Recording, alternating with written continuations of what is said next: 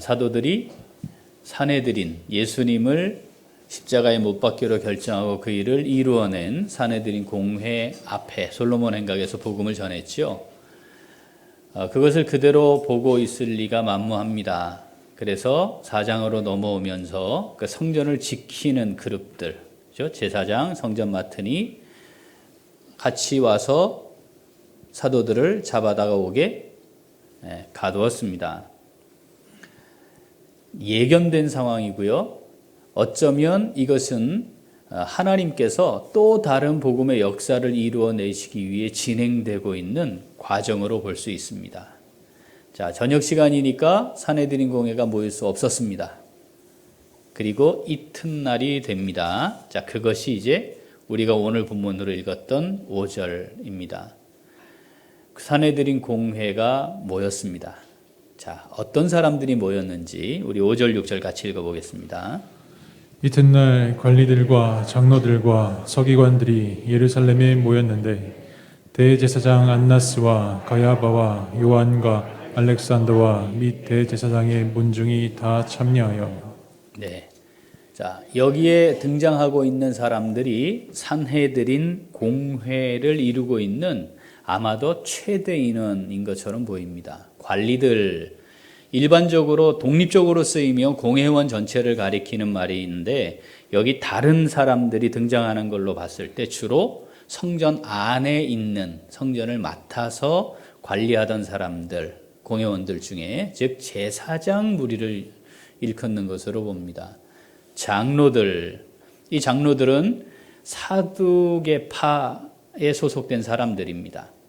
우리 지금 교회의 장로님들처럼 일상의 삶을 살고 있으면서 백성들의 대표자가 되어서 이 공회원으로 참여를 합니다. 실질적으로 백성들 사이에서 영향력을 행사하는 그룹입니다. 장로들, 그리고 서기관들. 자, 이스라엘을 크게 이끌어가는 리더 그룹 두 그룹을 우리가 알고 있어요. 하나는 사두개파, 우리가 이미 살폈죠, 그죠? 또 하나는 바리새파입니다. 자, 이 서기관들은 바리새파에 소속된 사람들입니다. 이들은 하나님의 말씀, 율법을 연구하고요, 그것을 필사하기도 하고 가르치는 일을 주로 했습니다. 그래서 라삐어, 자, 요 라삐라 칭함 받기를 좋아하는 바리새인들 중에 핵심 인물들입니다. 그럼 관리, 장로들, 이 사람들은 거의 사두개파에 해당하고요.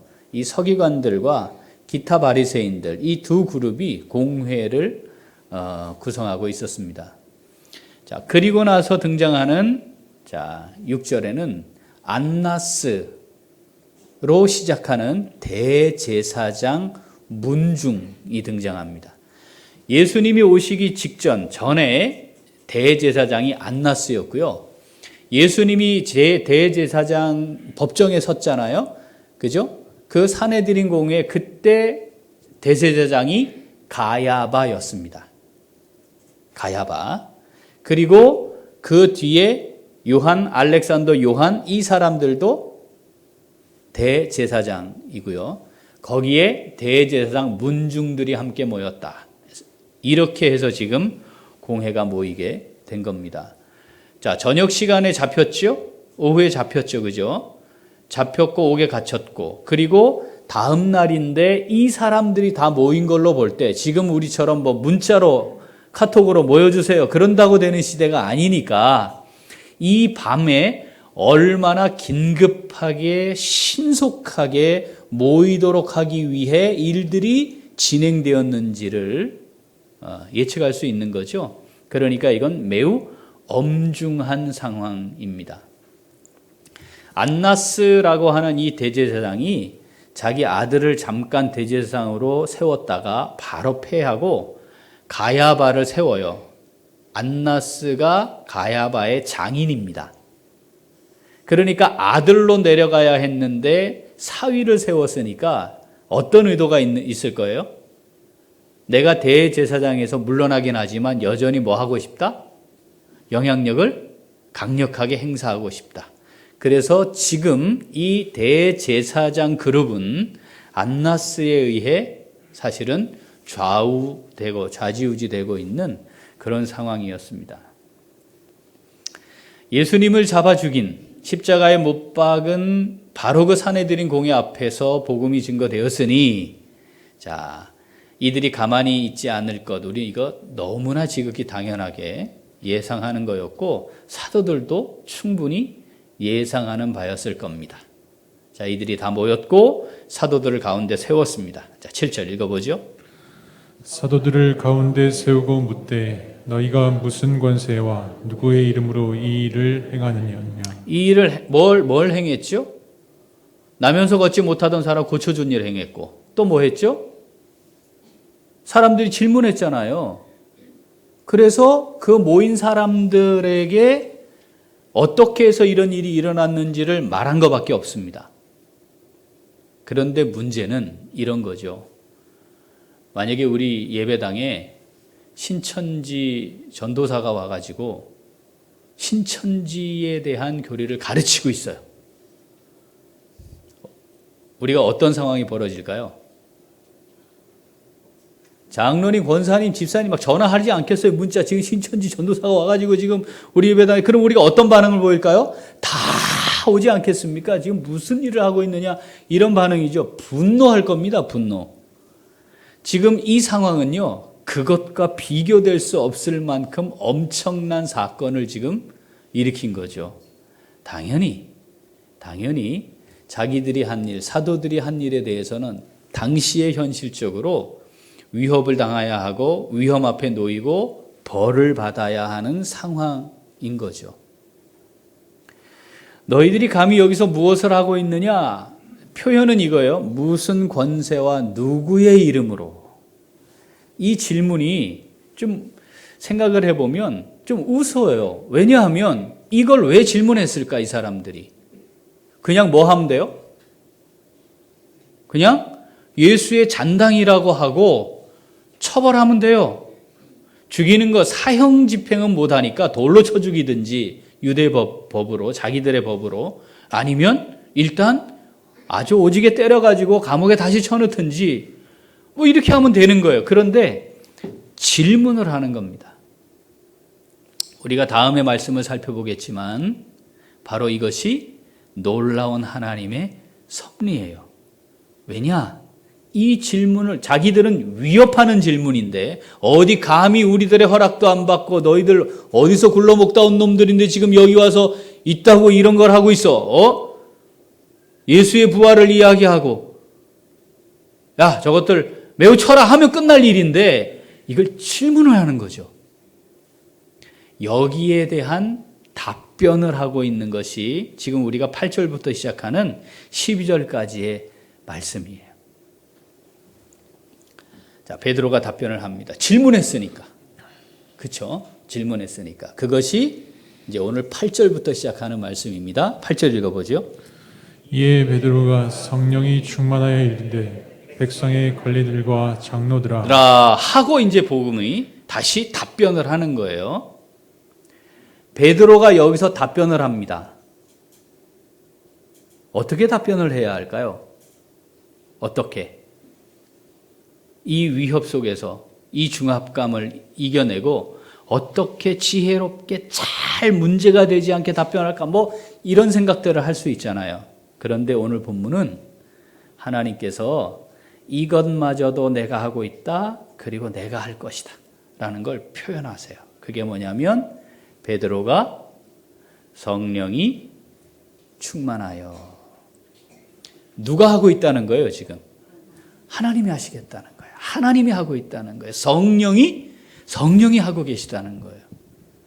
베드로가 하는 것이 아니고 성령께서 직접 하신다는 것을 말씀하시는 겁니다. 자, 이 상황은요, 이미 예수님께서 이미 예언하셨던 거예요. 이것도. 자, 마가복음 읽어볼까요? 13장 10절부터. 또 복음이 먼저 만국에 전파되어야 할 것이니라. 사람들이 너희를 끌어다가 넘겨줄 때에 무슨 말을 할까 미리 염려하지 말고 무엇이든지 그때에 너희에게 주시는 그 말을 하라. 말하는 이는 너희가 아니요 성령이시니라. 아멘. 말하는 이는 너희가 아니고 성령이시니라. 그때 너희가 무엇을 말할까? 미리 염려하지 말아라. 너희와 함께 하시는 이 성령께서 너희 안에 거하시며 친히 그때에 성령께서 말씀하실 것이다. 그 말을 따라 말을 하라. 지금 이 베드로가 이 어마어마한 사람들이 모여 있는 이들의 말에 의해 생명을 잃을 수도 있는 그 상황에서 어떻게 말을 했을까? 그거예요.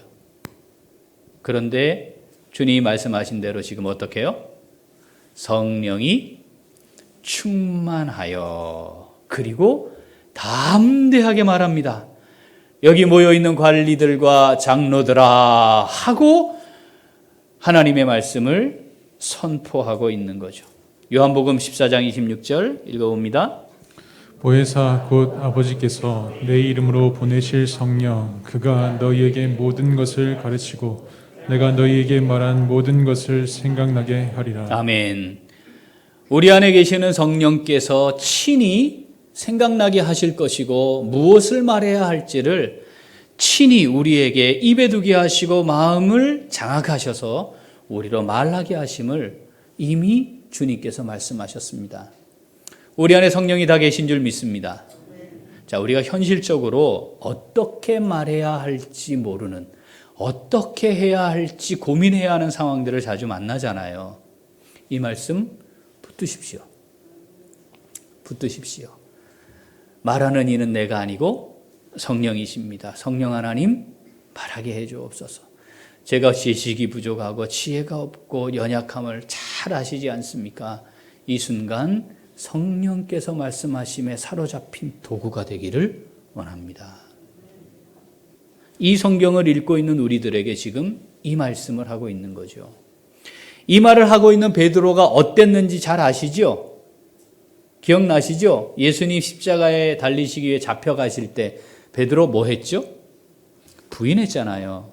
자, 그때 말씀 우리 잘 알지만 한 번 더 볼까요? 마태복음 26장 70절부터 읽어봅니다. 베드로가 모든 사람 앞에서 부인하여 이르되 나는 내가 무슨 말을 하는지 알지 못하겠노라 하며 앞문까지 나아가니 다른 요종이 그를 보고 거기 있는 사람들에게 말하되 이 사람은 나사렛 예수와 함께 있었도다 하며 베드로가 맹세하고 또 부인하여 이르되 나는 그 사람을 알지 못하노라 하더라. 자, 여기 등장하는 베드로를 지적한 사람이 여종이래요. 자, 당신은 여자는 사람이다 아니다? 아니다. 그런데 또 여종이니까 그렇잖아요. 그런데 그 사람이 하는 지적에 바로 위협을 느끼고 알아챈 사람입니다. 그래서 이 순간 내가 어떻게 피해가야 할까? 어떻게 모면해야 할까? 마지막에는 맹세하고 저주까지 할 수 있는 사람이 베드로였습니다. 그런데 지금은 여종이 아니잖아요. 여기 모여있는 사람들이 이스라엘 전체를 완벽하게 통제하고 있는 사람들입니다. 이들이 결정하면 그것이 이스라엘의 법이고 집행이에요. 그런데 지금 베드로가 어떻게 얘기해요? 자, 여기 모여있는 관리들과 장로들아 하고 답변을 합니다. 이게 어떻게 가능했다고요? 베드로가 이럴 때는 내가 어떻게 준비하고 이렇게 해서 이렇게 얘기를 해야 되겠다. 이런 상황이 되면 이렇게 준비해가지고 내가 이렇게 얘기 당당하게 겁먹지 말고 쫄지 말고 내가 한번 해보리라 뭐 이런 게 아니었다는 거예요. 그렇게 할 수 있었던 힘이 뭐였다고요? 성령이 충만하였다. 여러분 성령 충만의 개념 아시죠? 우리의 인격이 성령에 의해 완전히 통제되고 있는 상태. 성령에 의해 우리가 완전히 장악되어 있는 상태. 그래서 전 인격이 전적으로 하나님의 뜻에 완전하게 반응하는 그런 상태가 성령 충만입니다. 이 말씀을 오늘 우리에게 읽히시는 하나님의 의도는 뭘까요? 얘들아, 베드로도 어떻게? 베드로도 성령 충만함으로 이 위협과 죽음이라고 하는 위기의 순간 앞에서도 담대하게 그들을 향해 복음을 전하는 내 손에 들려진 멋진 도구로 쓰임받았단다. 너희는 어떻겠니? 너희는 어떠니? 성령 충만, 너희도 성령 충만함으로 그런 삶을 살아갈 수 있단다 라고 우리에게 말씀하시는 거죠. 성령 충만함, 이것이 우리 신앙생활에 있어 아주 중요한 가치임을 우리가 꼭 기억해야 합니다. 성령 충만, 우리도 경험할 수 있습니다. 성령 충만, 이 땅을 살아가는 동안에 우리 안에 내주하시는 성령에 의해 완전히 사로잡힌 바 되어서 하나님의 뜻 이루어갈 수 있는 성도로서의 복된 삶, 우리 다 함께 누려갈 수 있게 되기를 소원합니다. 자, 이 말씀 오늘 내게 주시는 말씀으로 받습니다. 자, 그렇게 고백하는 성도, 자, 어떻게 해야 할까요? 자, 같이 읽습니다. 성령 충만을 구하며 성령의 인도하심을 따라 복음을 전합니다. 한 번 더. 성령 충만을 구하며 성령의 인도하심을 따라 복음을 전합니다. 아멘. 성령 충만을 구해야 합니다. 성령 충만은 나의 의지와 노력으로 되는 게 아니니까 내 안에 거하시는 성령, 내주하시는 성령께 구해야 합니다. 하나님 아버지 앞에 구해야 합니다. 하나님, 제가 성령 충만함을 경험하기를 원합니다. 성령 충만한 삶을 살아갈 수 있기를 간절히 원합니다. 이게 우리의 기도여야 해요. 자, 사도행전 4장 13절 한번 읽어봅니다. 그들이 베드로와 요한이 담대하게 말함을 보고 그들을 본래 학문 없는 범인으로 알았다가 이상히 여기며 또 전에 예수와 함께 있던 줄도 알고. 베드로와 요한이 대답하는 게 거기 모여있던 사람들에게 놀라운 상황이었다는 거예요. 아니, 어떻게 저렇게 말을 할 수 있지? 베드로와 요한이 우리보다 탁월하고 뛰어나지 않았다는 겁니다. 사실 그들의 삶의 배경을 보면 우리가 조금 더 공부를 더 많이 하지 않았을까요? 책을 읽어도 조금 더 읽지 않았을까요? 지금 이 미디어 속에 가지고 있는 정보의 양도 그들보다 훨씬 많아서 판단하거나 말하는 게 더 훨씬 낫지 않을까요? 그러니까 조건으로 따지면 우리가 베드로와 요한에 못 미칠 이유가 전혀 없어요. 그러니까 베드로와 요한보다 더 지식이 있고 지혜를 따라 충분히 담대하게 말할 조건을 우리 다 갖춘 겁니다. 그죠? 그런데 베드로와 요한이 그럴 수 있었던 것 그들이 한 게 아니었다 이 말이죠. 우리가 혹 베드로와 요한 수준에 못 미친다 하더라도 내가 하는 것으로 하는 것이 아니고 내 의지와 능력이 아니고 성령께서 하시는 것이다. 성령께서 하시는 것이다.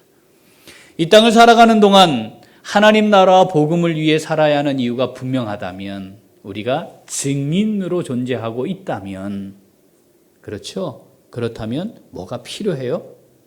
성령 충만함이 필요합니다. 믿음을 가지고 신앙생활하는 성도로서 이 땅을 살아가는 동안 무엇이 제일 중요합니까? 무엇이 가장 가치 있겠습니까? 어떻게 해야 신앙생활을 잘하며 믿음의 삶을, 복된 삶을 살아갈 수 있겠습니까? 어떻게 하면 믿음이 자라고 성숙하고 성장함을 경험할 수 있겠습니까? 그러면 또 뭐예요? 성령 충만함을 경험하는 겁니다. 2021년 한 해를 돌아봅시다. 성령 충만함을 경험해 보셨습니까? 혹시 성령 충만함을 달라고 기도하는 시간은 있으셨습니까? 이대로는 안 되겠어요. 제가 이 수준으로는 안 되겠어요. 정말 제가 저를 봐도 이거는 아니에요. 하나님, 성령 충만히 경험하지 않으면, 성령 충만함이 내게 없으면 참 이 수준 이걸 벗어날 수 없겠는데 하나님 성령으로 충만함을 경험케 해주세요. 여러분, 이 기도가 우리에게 2021년 한 해 동안 얼마나 있었습니까? 이게 정말 중요한 신앙생활의 가치임을 내 입으로 고백하고, 그래서 하나님 앞에 기도하는 시간이 있었나요? 아니면 내가 잘해왔으니까, 이 정도는 내가 할 수 있으니까, 이 정도의 지식과 경험이 있으니까 내가 그래도 이 정도 능력이 있는 사람인데 이런 걸 가지고 무엇을 해보려고 하지 않았는지 돌아봐야 합니다. 하나님의 말씀을 전하는 자리에 설 때마다 두려움이 있습니다. 왜냐하면 이 자리가 내 말을 하는 자리가 될 가능성이 있기 때문입니다. 제가 가능한 원고에 매이지 않는 설교를 하잖아요. 이게 준비가 많이 필요한 일입니다. 그런데 설교하기 직전 제가 하나님께 늘 기도하는 것이 이겁니다. 지금 하나님의 백성들로 저희들이 모였습니다. 성령 하나님 말씀하십시오. 이게 되지 않으면요, 여기서 하는 말들이 하나님의 말씀을 대언하는 것이 아니고 내가 가지고 있는 지식과 경험을 이야기하고 싶은 유혹으로 빠지기 쉽습니다. 기도할 때에 오늘 예배를 위해 말씀을 위해 기도할 때에 성령 충만하여 하나님께서 전하고자 하시는 말씀을 그대로 전하게 되도록 그것이 선포되도록 기도가 필요합니다. 그렇게 선포되는 말씀 성령 충만함으로 내가 하나님의 말씀으로 받을 수 있게 하옵소서 이 기도도 필요한 거죠. 성령 충만함을 놓고 기도하는 시간을 갖는 것 신앙생활에 있어 매우 중요합니다. 하나님, 제가 성령 충만함을 누리게 하여 주옵소서. 우리 자녀들을 위해 기도할 때 하나님, 저 아들이, 저 딸이 성령 충만함을 경험하며 자라게 해 주십시오. 성령 충만함을 경험하여서 이것이 나의 의지와 힘과 능력으로 되는 것이 아니고 하나님의 능력으로 성령의 인도하심 가운데 되는 것임을 경험하며 자라게 해 주십시오. 그래서 저들이 하나님 앞에 스스로 성령 충만함을 주옵소서 기도할 수 있는 자녀들이 되게 하여 주옵소서. 이것이 부모로서 자녀를 위해 기도할 때 가장 중요하게 기도해야 할 제목이기도 합니다. 예수님이 이 땅에 오시는 순간부터, 오시기 전부터 이 하나님의 위대한 구원 역사를 준비했던 사람들이 성경에 등장합니다. 그런데 거기에 보면 성령 충만하였다라는 기록이 함께 나와요. 사가랴와 엘리사벳이 그랬어요. 성령 충만하였다. 예수님이 하나님이 맡기신 이 인류 구원 사역을 시작하실 때 40일 동안 금식하시고 광야에서 성령의 이끌림을 받으셨지요. 그리고는 뭐라고 하냐면 성령 충만함을 받고 요단강에 와서 세례를 받으세요. 자, 사도행전 2장 4절. 우리가 이미 읽었던 본문인데 읽어보죠.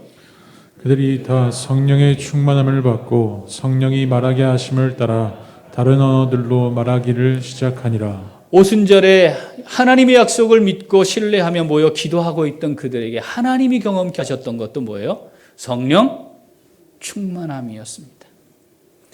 내가 지식과 지혜가 충만하고 경험도 많고 능력도 있어서 일을 잘하는 것과는 차원이 다른 겁니다. 똑똑하고 명석한 것과는 차원이 다른 겁니다. 성령에 의해 완전히 붙들림화됨을 경험하는 거죠. 베드로가 이 위협 앞에서 담대히 그들을 향해 또 예수 그리스도와 하나님 나라와 복음을 선포했던 것과 같은 것입니다.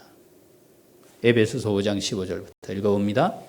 그런즉 너희가 어떻게 행할지를 자세히 주의하여 지혜 없는 자같이 하지 말고 오직 지혜 있는 자같이 하여 세월을 아끼라. 때가 악하니라.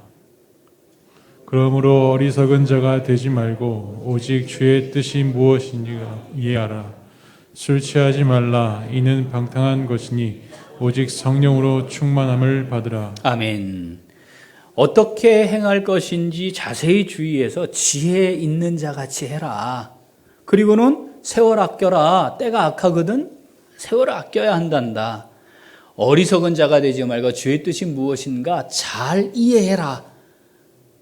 그리고 성령의 충만함을 받아라. 자, 이렇게 하면 흐름이 딱 맞아요. 그런데 18절 말씀에 성령으로 충만함을 받으라는 말씀이 나오는데 앞에 뭐가 있어요? 갑자기. 그게 뭐냐면 술 취하지 말라. 이게 흐름이, 이 본문 이 성경 말씀의 흐름이, 아니 갑자기 생뚱맞게 뭐 하지 말아라, 하지 말아라, 하지 말아라, 그러면 술 취하지 말아라, 이게 나오는 게 맞고, 경건한 삶을 살려고 하면 이러이러해라, 그런데 술 취하지 말아라, 그러면 또 이것도 맞는데 전체의 흐름과 상관없는 말씀이 이게 딱 끼어 들어가 있어요. 성령 충만함을 받으라, 이 말씀을 하는데 그 앞에 술 취하지 말아요. 이 무슨 관계가 있지 않을까요? 자, 사도행전 2장 13절 다시 우리가 이미 살폈던 건데 읽어보죠. 또 어떤 이들은 조롱하여 이르되 그들이 새 술에 취하였다 하더라. 성령 충만함의 상태를 성경이 다르게 비유하여 표현한 것 중에 등장하는 게 뭐예요? 술에 취하는 겁니다. 그 에베소서도 주의 뜻이 무엇인가 이해해. 세월이 악하거든, 때가 악하니까 세월을 아껴야 해.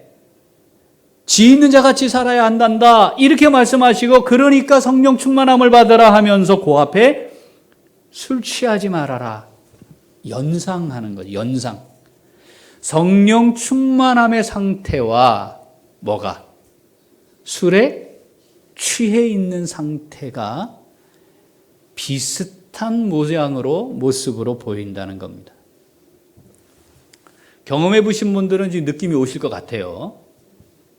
느낌이 오셨어요? 아, 그런 게 성령 충만 받은 상태야? 제가 중3 때 끊었는데 너무 오래됐잖아요, 지금. 40년이 지나니까 느낌이 잘 안 와요, 저는.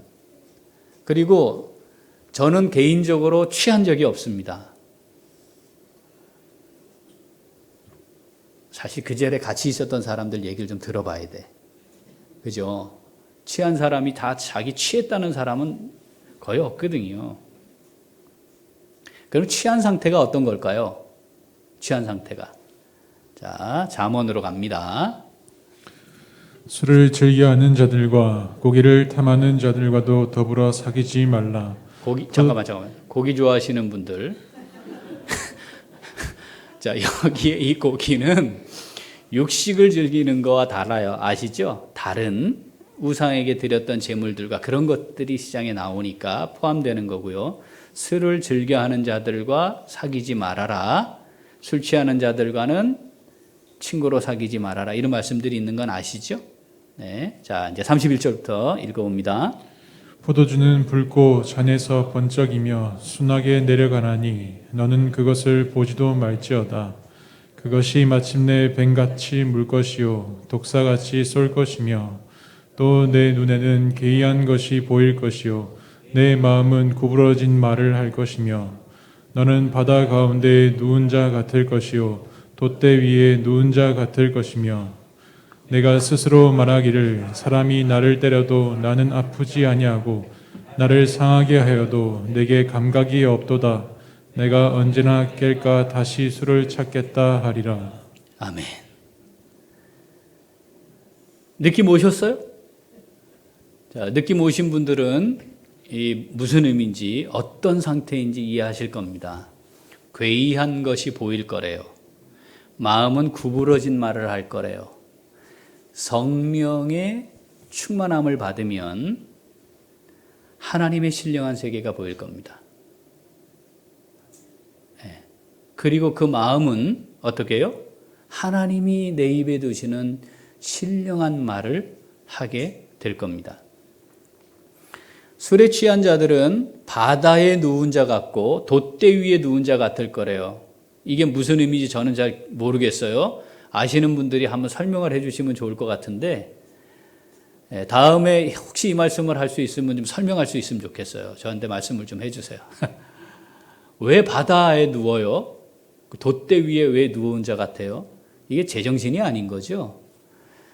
성령의 충만함을 받으면 어느 곳에 있든지 주님과 함께 있는 자로 있는 겁니다.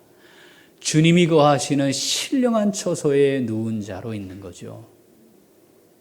이 지상에, 이 땅에 지금 주어진 상황이 어떠할지라도 자, 때려도 아프지 않아. 예? 상하게 해도 감각이 느껴지질 않아요. 그렇습니까? 경험해 보신 분들?